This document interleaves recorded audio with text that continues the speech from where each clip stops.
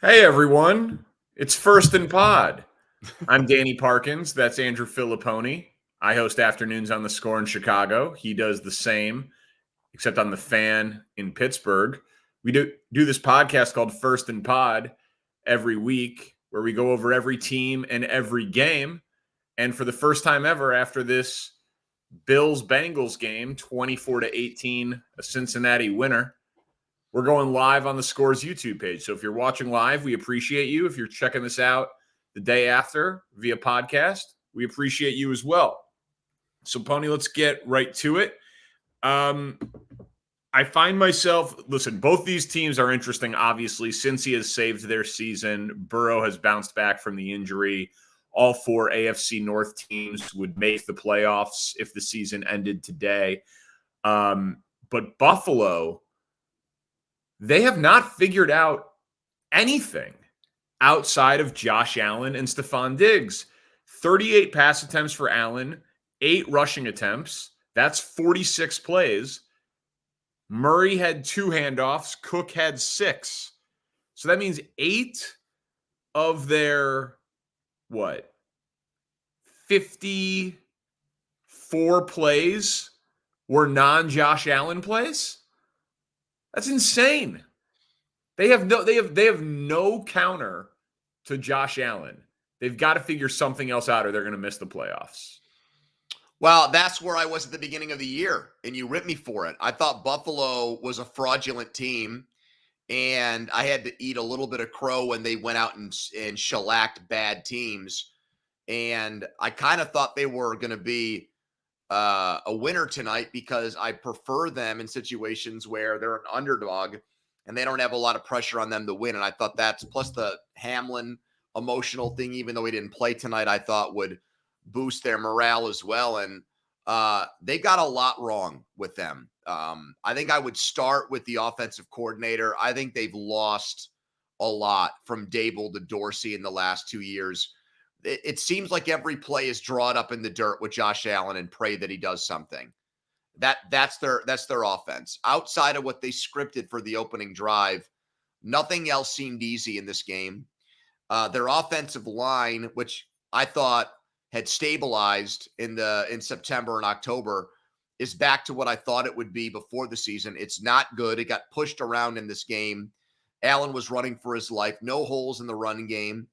And after Diggs, they have just not surrounded Allen with good enough players, not enough playmakers whatsoever. They should have gone after DeAndre Hopkins or Adam Thielen or any of those guys, or made a trade at the deadline to upgrade their wide receiver core, because Davis did nothing. Kincaid fumbled. Cook, like you said, didn't even get to 25 yards rushing in this game. Yeah, Buffalo's very lucky that everyone else in the division lost today, because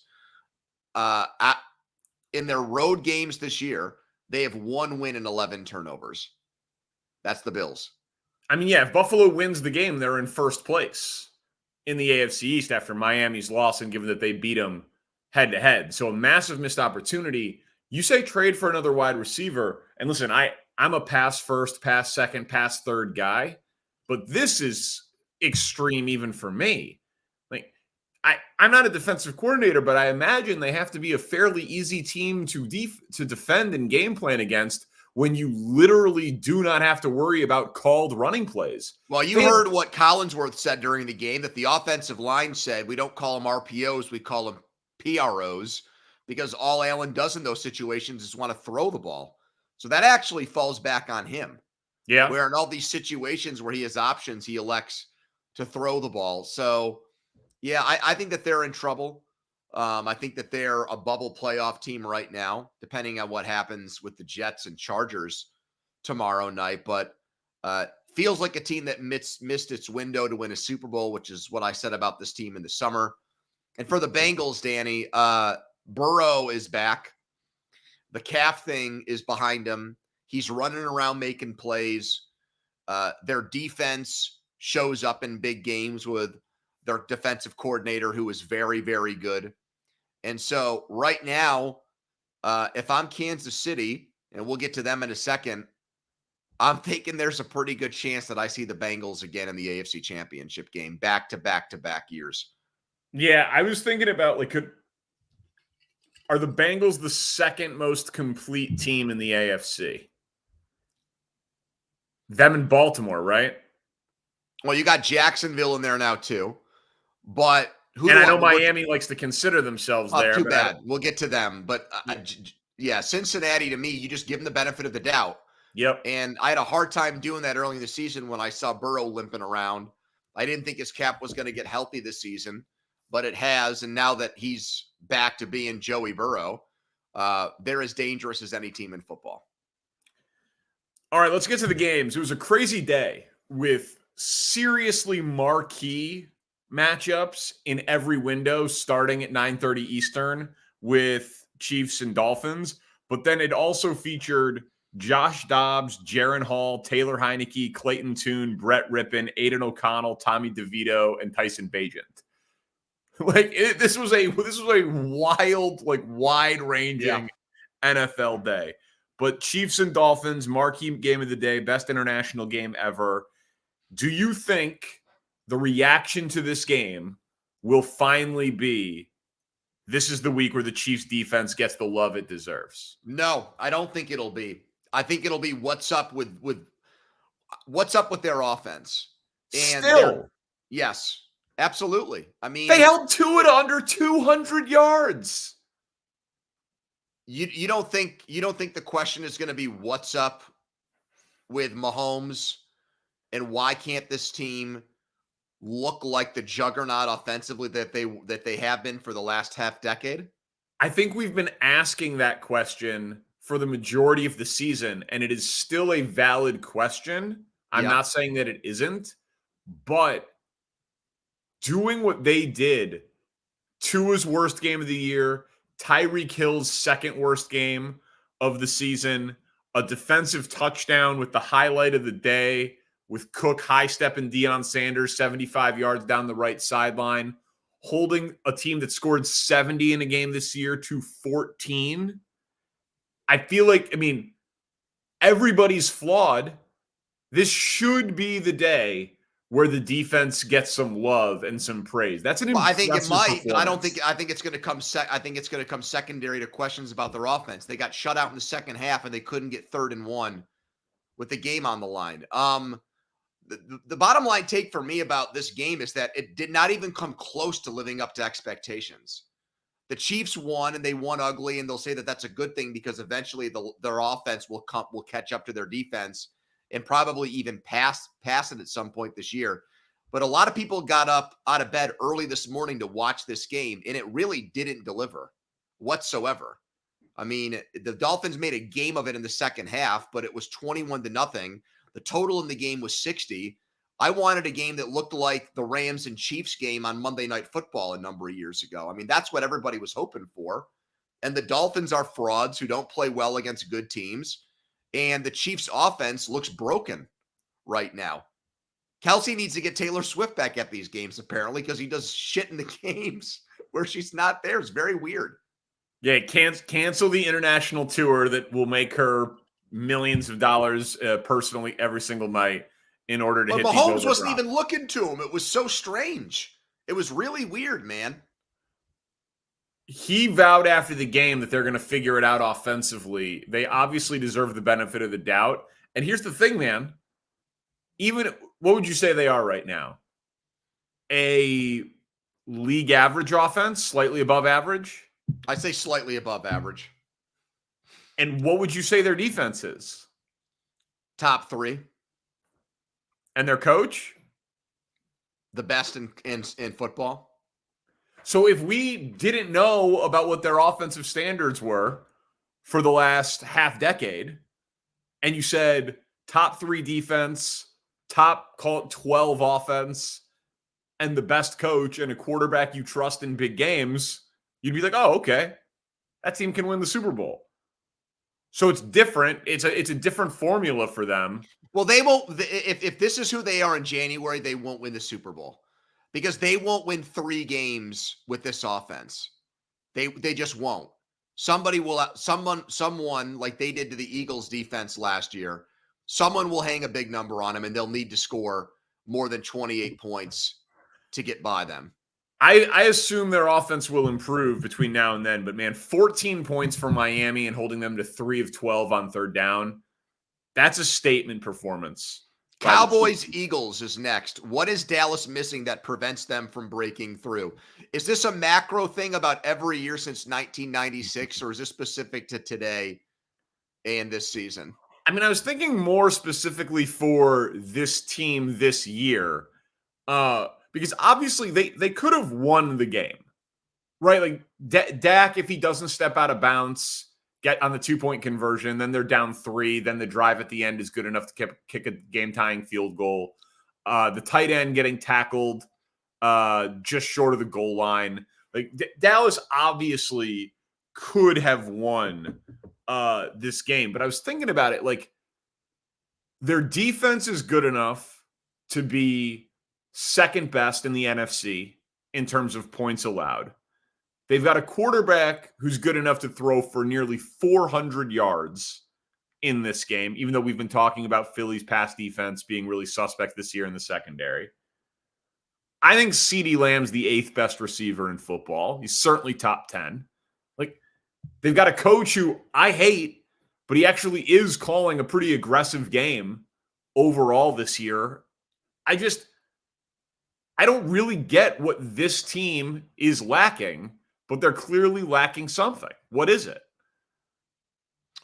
Well, the quarterback is not, he's not top 5 or top 8. So in matchups against team where the other guy's better, like today, Hurts is going to make maybe 3 or 4 more plays, like the play where Dak stepped out of bounds, or even the 4th down play where he's throwing to Tolbert with the game on the line instead of CeeDee Lamb. I mean, that's just a huge mistake in that situation. If the guy's wide open and he's your 4th receiver, I get it, but he wasn't. It was a contested play.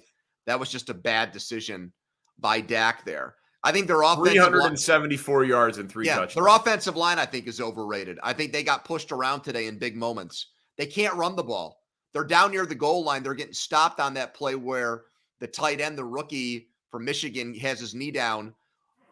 I think in a way they miss Zeke. I never thought I'd say that. But if Pollard was the number 1 guy and Zeke was there as the hammer in situations like that, they used the running backs correctly, I think that would have helped them in this game today. The stats have been great for them for now 2.5 years, where they're like top 5 in offense and top 5 in defense, but they always find a way to lose games like this, man. I got snookered in. I thought that they were going to show up here. And they did show up, but they didn't, again, make the plays that mattered in the critical moments of the game, which has been the story of the Cowboys for decades now. Jalen Hurts is so impressive. And he's not 100% either. And that makes it even bigger that he's got that knee problem and he's still out there and he's doing it with his arm and not his. I know he had a rushing touchdown, but he's doing it with his arm this year, Danny. He's taken that next step as a complete quarterback. But I mean, he built on it. I mean, he was hung 35 in a loss in the Super Bowl. Like he was dropping. He was dropping dimes throughout the playoffs last year, so it's not even like a new thing for this year, but it's just a continuation. Like I'd still give it to Burrow, but he's got a real argument to be considered the second best quarterback in the world right now. Like I wouldn't give it to him, but he definitely, if we were doing that show, he would deserve consideration. Another guy, Lamar Jackson, would have some claims to it. Ravens Seahawks. You have not been a believer in this Ravens team as a Super Bowl contender. Did this ass kicking today change your mind? Oh man, and you stack that on top of what happened in the Lions game with them too. Okay, yeah. So these are two when they've been at home and they've played good teams, contending teams. They've crushed them. Now there's just this NFC thing with Jackson. He's 18-1 against NFC teams that don't see the Ravens a lot, don't know what to do against them. You compare that to the team I'm watching all the time, the Steelers, and they do have Lamar Jackson's number. He's never even had a rushing touchdown against them. So I have to admit that bias. I see the guy a lot, and in the games he plays against my team, he doesn't do well in. They had nearly 300 yards of rushing today. Yeah, and their defensive stats are incredible. Romo was so obnoxious during the game, though. I mean, he couldn't stop. Every possession was this team's going to win the Super Bowl. They've been here before the last couple of years with Jackson. 6-2, 5-3, 6-3. They get to the midpoint of the season with a very good record. I understand it feels different because they're not just beating teams, they're blowing them out. But the guys got to stay healthy. I mean, that's just like, there was that conditional that was put on everything with the Dolphins before the season because of Tua's concussions. The way the last 2 years have finished with Lamar, you've got to do that, Danny. I mean, that's going to be 60 rushing yards again today. He's using his legs. So I worry about that with him. So here's why it looks different to me. One thing that's like an eye test thing and one thing that's a numbers thing. The eye test thing is he seems to just be much more comfortable trusting himself throwing the ball. And I know that's like a really basic thing, but dropping arm angles, being creative, manipulating defenses, like he just looks comfortable. And then he was a 62% completion percentage guy the last 2 years. He's at 70 this year. That's elite. Mm-hmm. That's like what we normally associate, Kirk Cousins, Derek Carr, like check down artists as. And when you combine the rushing touchdowns, he's 4-1 touchdown to turnover this year with 70% completion percentage. And I don't know, Cincinnati, Seattle, Detroit, Cleveland on the road, they've got the most impressive resume right now in terms of teams. Well, the Cleveland game you can't really count because the rookie from UCLA played at quarterback that day, so things came easy for him. But the wins against the Lions and Seahawks, you give them full merit and full marks for those. Next week's big. I mean, right now I'm guessing with what happened with Miami, the Ravens are going to wake up tomorrow as the second favorite in the AFC. And they got a chance to solidify that, or they won't pass Kansas City with their bye week. No, but you beat the Browns at home. That's a playoff team as of the moment. You get to 8-2. I mean, it would take a Lamar Jackson injury for them to miss the playoffs at this point. What a terrible, soft Charmin showing by the Seahawks, though. Yeah. Yep. I agree. Pathetic. Just pathetic. Okay. Next up, the Falcons and Vikings. So we're getting to the games that were not great on paper, but the next two had just amazing finishes. Falcons and storylines. And storylines, right. How impressed are you with what Josh Dobbs did today? I'll let you have first crack at this one. 9.8 out of 10. Like, about as impressed as I can be. Like, not at all saying he's going to be a superstar or anything like that. But I read like 3 stories from different writers after this game just to like get as many anecdotes as I could. I watched Kevin O'Connell's like 3.5-minute edited locker room speech. He didn't take a single rep in practice with the offense. He had never taken a snap from their center until they were warming up before the game. He didn't know dudes' names.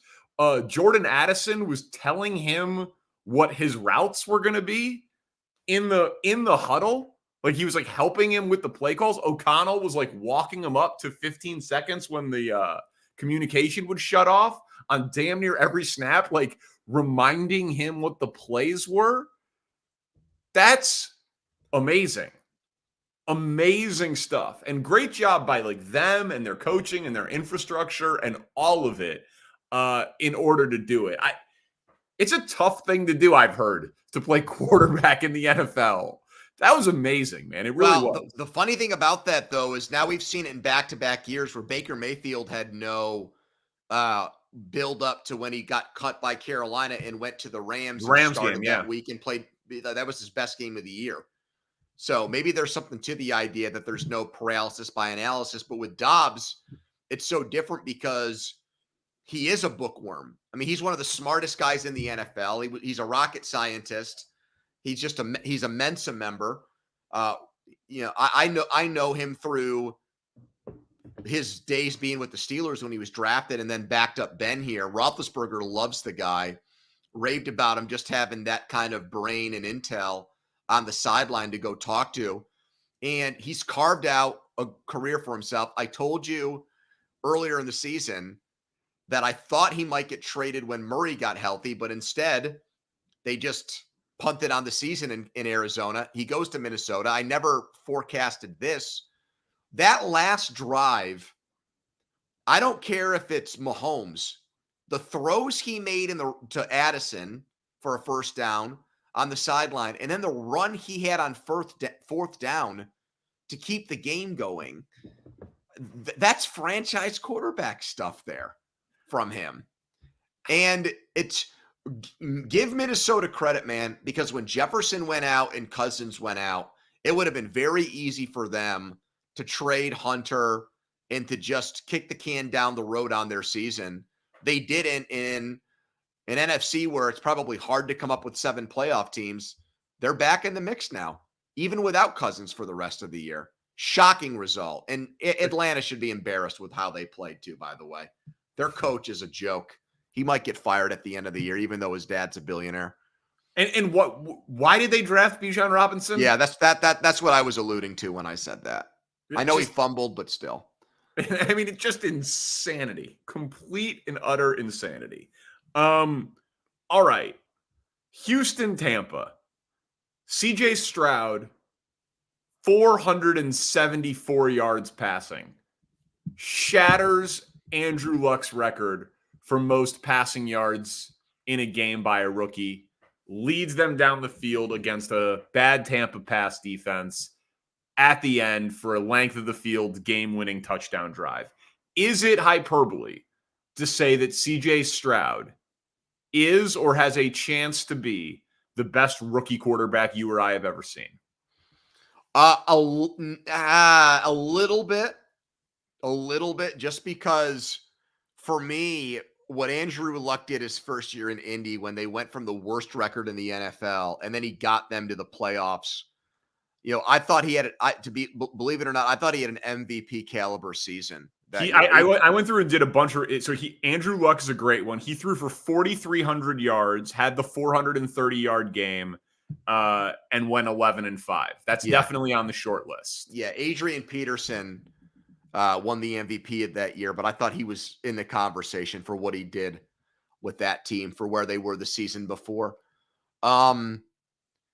Herbert's was really good. Mayfield's wasn't bad. Flacco made it to the AFC championship game. So did Mark Sanchez, but that was more defense and everything else that carried them there. Roethlisberger's rookie year was awesome. 13-0 as a starter for Ben. So here are the ones I wrote down. Andrew Luck, Big Ben going 13-0 as a starter. You remember Russell Wilson threw for 380 in a playoff win? Yeah, that's right. That was insane. RG3, 4,000 yards from scrimmage. Yeah, and then he hit the knee injury. And then, so Herbert went 31-10, 31 touchdowns, 10 interceptions, shattered the touchdown record for a rookie. And then Cam Newton, 4,700 yards from scrimmage with 35 touchdowns.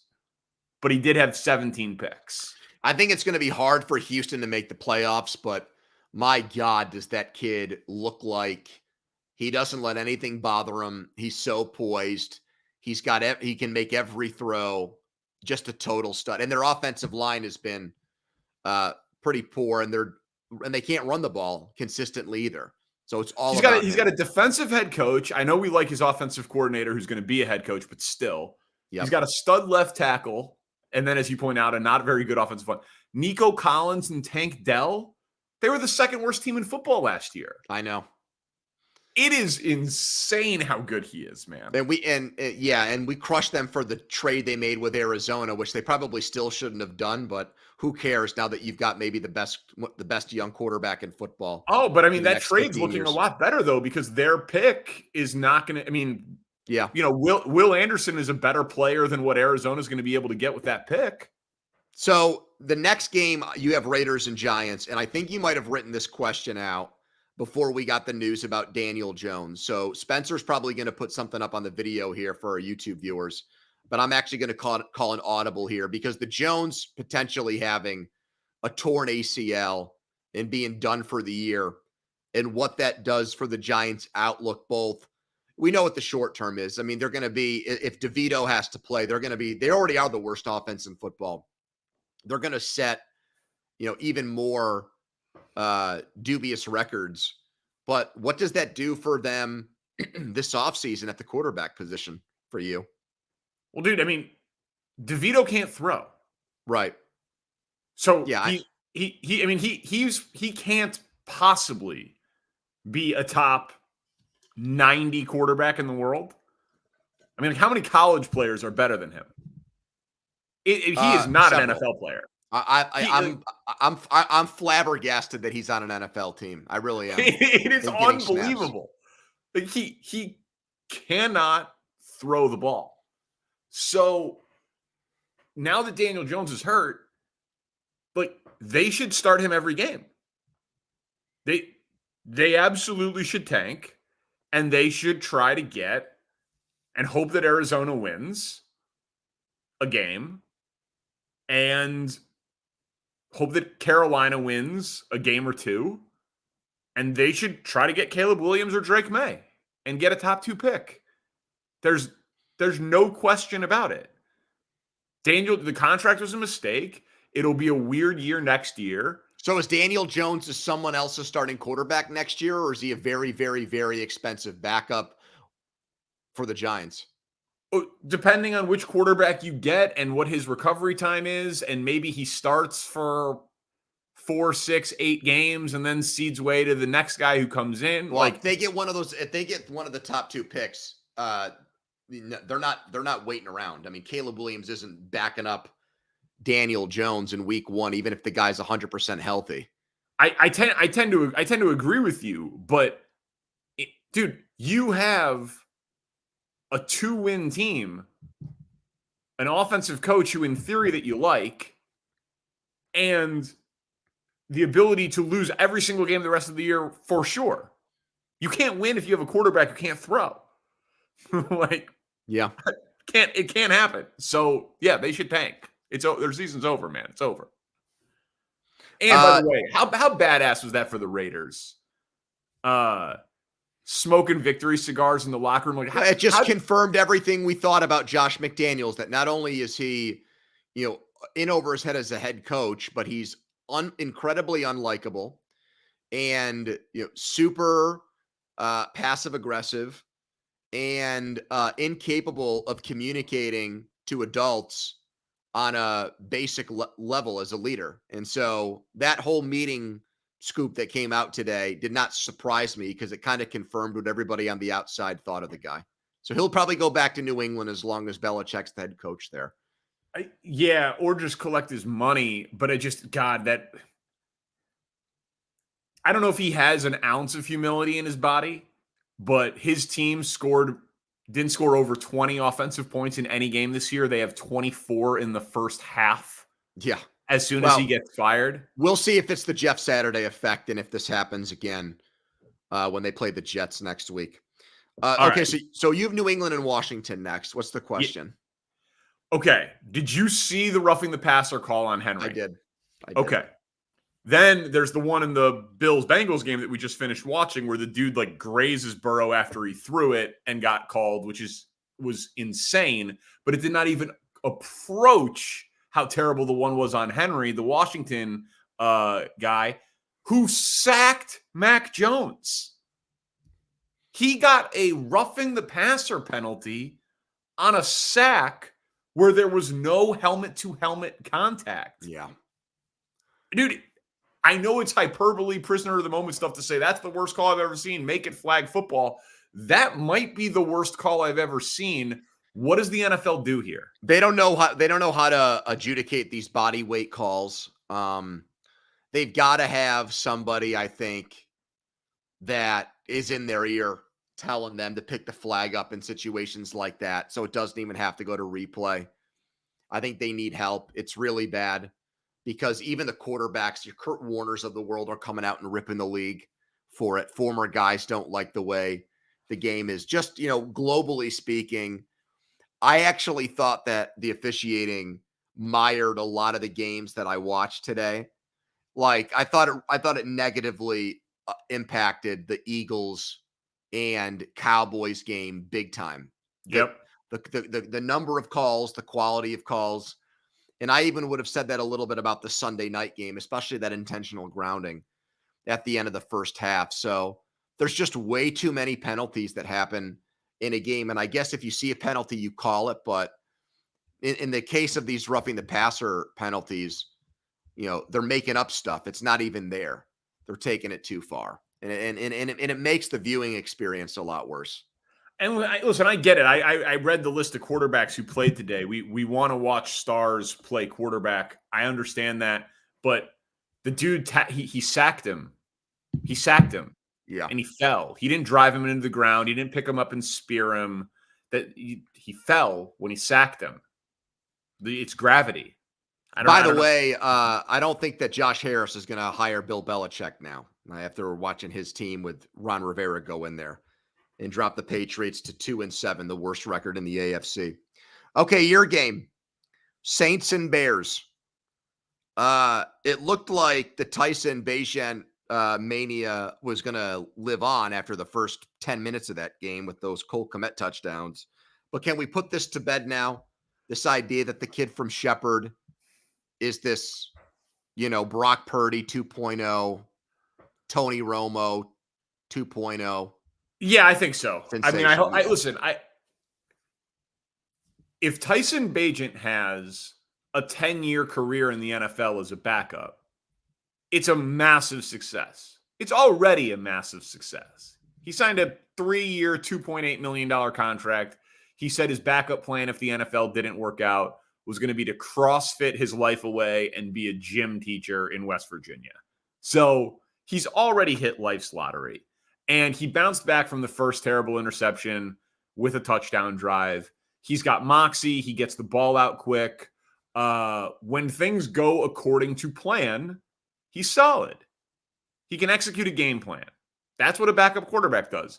But when they have to play from behind and he has to 5-step drop and drill a timing route, like a crosser over the middle on 3rd and 12, and he's got to pick up 14 yards and throw it beyond the sticks, is not so good.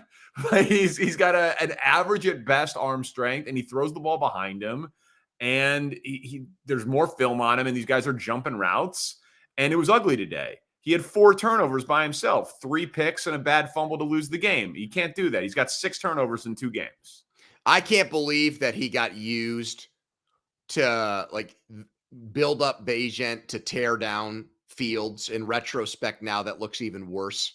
It was ridiculous. That smear campaign that was going on during Sunday Night Football last weekend to make Fields look really bad for this guy.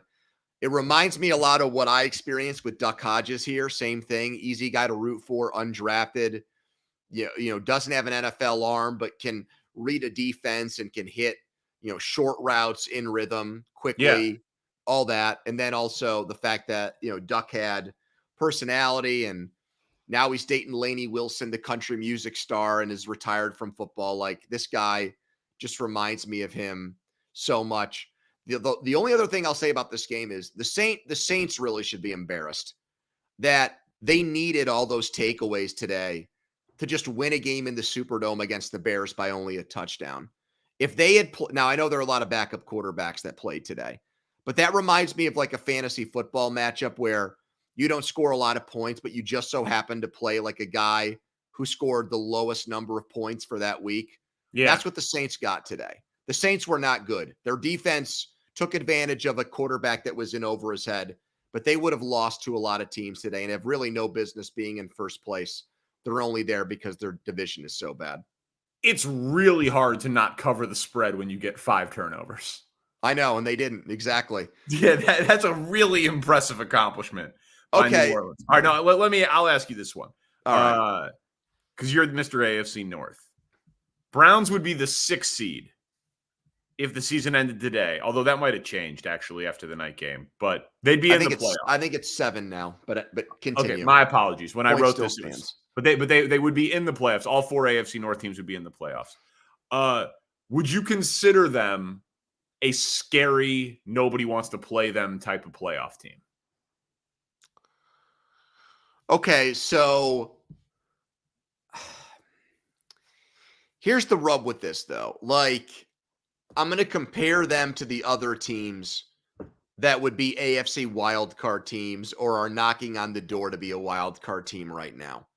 So you've got the Bengals, who are not in first place.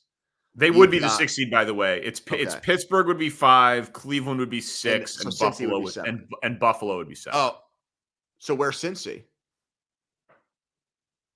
Oh, you know what? Yeah, my thing hasn't updated. You're right. Okay. You're right. I apologize. Among teams that are wild cards, Cincy. Yeah, Buffalo would be. Yeah, I mean, I know I harangued Buffalo at the beginning of the podcast here, but Buffalo would scare me more, just because Josh Allen. Same with Cincinnati for sure because of their playoff success. I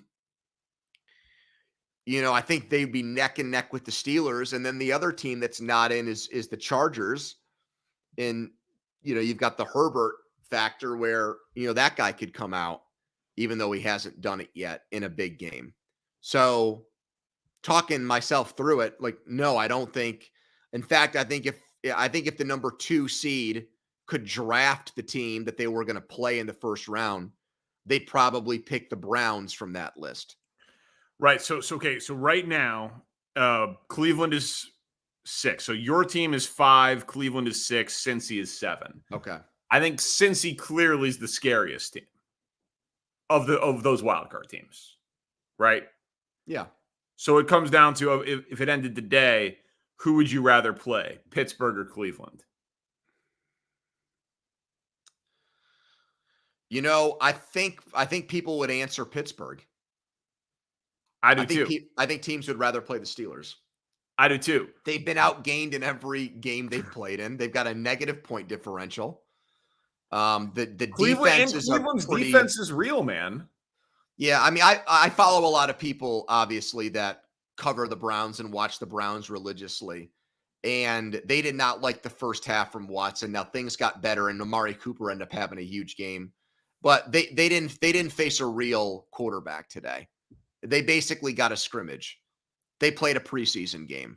Well, yeah, and I mean, like that first touchdown from Watson, he drilled it into the lineman's head, and it bounced up into the air, and then Cooper caught it. I mean, Watson did not look good at all. I know. So true. All right, Carolina and Indy. The Panthers can't score. How many wins do you see for Carolina the rest of the way? They've got Al Michaels' worst nightmare on Thursday Night Football, Bears and Panthers.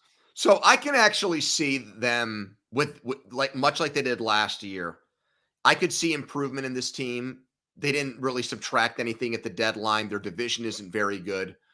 So I think they could actually muck their way to like 5 or 6 wins. I don't think that that's out of the question. I really don't. I think they could play 500 football in the second half of the year. I think that's possible. Wow. Yeah, I do. I think that they can't score. No, that's not really a commentary on them and how good I think they are as much as it is who they'll play.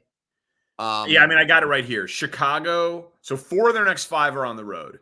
At Chicago, home against Dallas, at Tennessee, at Tampa, at New Orleans, home against Atlanta, home against Green Bay, in Jacksonville, home against Tampa. Yeah, I mean, they're all NFC South teams. And then you've got Jacksonville and Dallas sprinkled in there as teams they probably shouldn't beat, but we saw Dallas go to Arizona.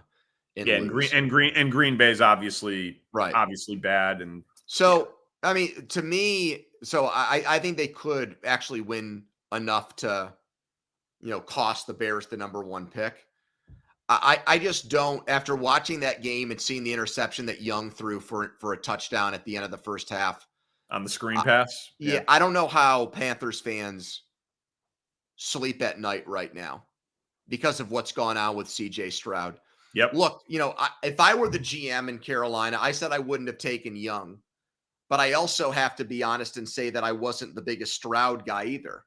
So I would have, I would have probably, I think we talked about it. I think if I had to pick a quarterback from this draft, I would have taken Richardson among the top end guys, the top drawer guys. But I know someone who did want CJ Stroud, and it's the dude that's the head coach of the Panthers, which that has to just grate at him and eat at him nonstop, that he could have that player right now. And if he did, think about how it changes everything, because the NFC is so thin and light on quarterbacks. If Stroud were Carolina's quarterback, I might buy stock in them for the next 10 years. Who else? You've got Hurts in Philly. Goff is getting close to 30. I mean, they would have an unbelievable situation. Yeah, I mean, there's a really good chance that Caleb and Drake May are going to end up in the NFC, with Arizona, the Bears having their pick and Carolina's pick, the Giants being in it. So maybe the quarterback balance will start to shift a little bit. But yeah, it's very, very, very lopsided AFC right now. I do not think it's going to be 500 the rest of the way, because they can't score the ball. But I definitely could see them winning 2 or 3 more games and not gifting the Bears a top 2 pick. The last game you have written down here is Rams-Packers, and this is the question you wrote out for this. I thought about this for a legit 5 minutes, and this was the best I could come up with. Was there a single thing interesting from this game? No. Neither of these teams can make the playoffs. Neither of these teams are bad enough to get a great quarterback.